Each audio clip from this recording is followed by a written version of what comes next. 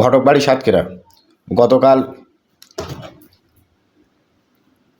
16ই August আমার অফিসের সিরিয়ালের মাধ্যমে একটা পক্ষ গেছিলো, যে পক্ষ যাওয়ার পরে তাদের ভাইয়ের বিয়ের জন্য। তো তাদের সাথে কথা বলার পরে আজকে সকাল 8টা, এখন 17 তারিখ, এই সকাল 8টায় আমরা কথা দিছিলাম যে আসবো। তো সেই 8টার সময় আমরা এসে পৌঁছাইছি, এখন বাজে 9টা। তো আসার পরে আমরা দেখাদেখি করলাম, মেয়ে পক্ষকে দেখলাম, ছেলেও আমার পাশে আছে, ছেলেও দেখছে মেয়েকে, বা দুই পরিবারতান্ত্রিক কথা হলো। তো এটাই আমার কাছে অনেক কিছু, এবং অ্যাকুরেট টাইমে আসলাম। তো আপনি মুরব্বী একটু বলবেন যে আসলে সকাল সকাল আসলাম, এতে কি আপনি খুশি না অখুশি? বলেন, বলে ফেলতে হবে তো। খুশি খুশি খুশি? তো যাক, ভালো।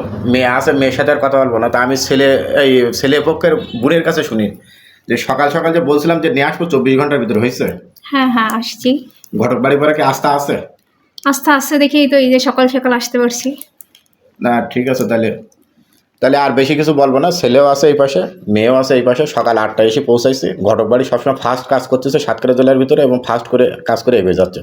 মুরব্বী আর তো কিছু বলার নেই আছে? না কিছু বলার নেই। ধন্যবাদ সকলকে।